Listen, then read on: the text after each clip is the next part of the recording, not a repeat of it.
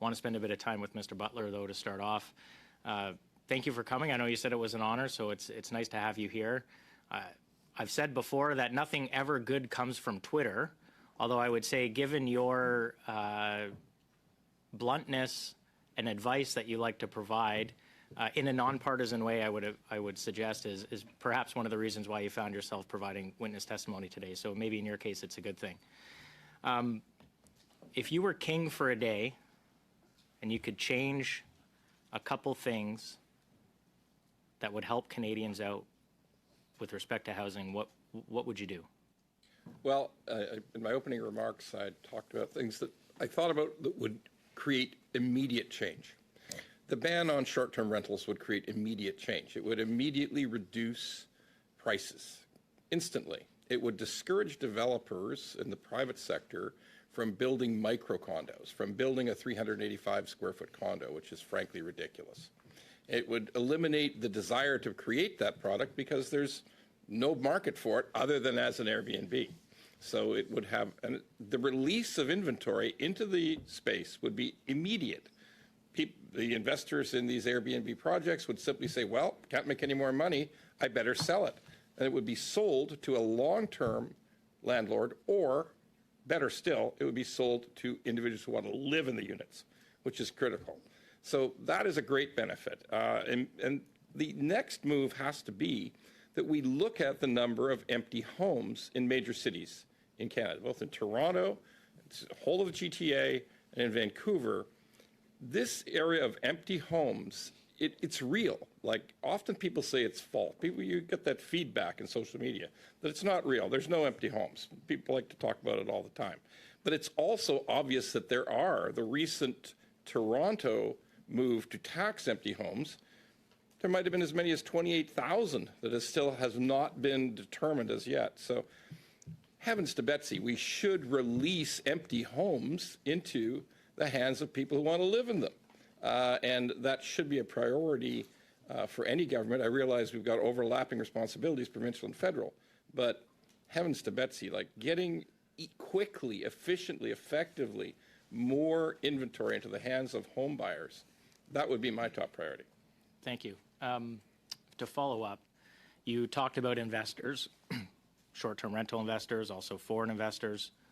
What about retail domestic investors who use the equity built up in one property as a down payment for a future investment property?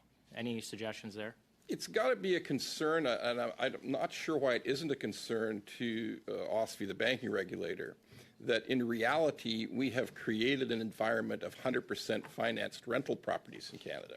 By the way, this is something that was eliminated in the United States after the 2008 mortgage crisis down there. They realized we don't want to have anybody doing 100% financing of rentals anymore. It's dangerous, it's highly leveraged, and just as in the environment we see today, it's one of the reasons why rents are going through the roof, is because people are borrowing out of their existing equity on their homes through a line of credit, using it as a down payment on a rental property, getting a mortgage for 80% on that rental property, but it's effectively 100% financing. So it's a very, very simple move for the banking regulator to say, we don't want any more borrowed down payment on rental properties. And that would take a lot of the leverage out of the system. And ultimately, you know, to Jennifer's point, professionally managed, and to the other witnesses' points, of professionally managed, safe, like large-scale rental buildings provide, there's no such thing as rent eviction, there's no such thing as demoviction, there's no such thing as family eviction. It's a safer model for everybody who's in a long-term rental, and this change of eliminating the borrowed down payment for rental properties would allow that amateur landlord to go out of the system. Thank you. A couple quick questions with my remaining time. Would you support an instruction or a move by CRA to verify income for the purposes of mortgage on behalf of borrowers to lenders? It would be my greatest wish to simply define it quickly for the committee.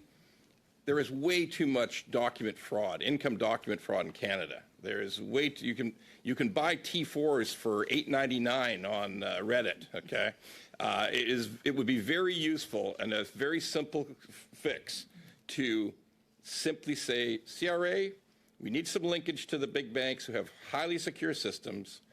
If, in fact, we have a document that the consumer has provided us, the borrower has provided us, let's just verify that one single box on that notice of assessment, line 15,000, that is the same as CRA has in their system. I even believe CRA has a budget for it. They just can't be bothered today. Thank you. Last question. Does it make sense for OSFI to enforce the B20 rules upon renewal? Absolutely not. There's no sense to enforcing the B20 rules, because let's just look at a renewal. If you're a consumer, you have a mortgage, you have a borrower, you have a mortgage, you want to get a better rate, you want to search for a better rate, you're not looking for $1 more of financing. You're not wanting to change your mortgage 1 penny. And yet, the banking regulator says, well, we have to impose a 2% stress test on this thing by which you cannot get one single extra cent. You're just looking for a better deal on your mortgage. And there's no reason, and the regulator has not even developed a convincing reason. It's very mysterious why they think it's still important to have a stress test. But it makes no sense that you can't shop for your mortgage. Wouldn't everybody here who has a mortgage like to be able to shop effectively for it? And if that 2% stress test stands in the way, why should it? It doesn't make any sense. So, yeah, I believe that's my change I'd time. make. Thank you very much, Mr. Chair. Thank you, Mr. Butler.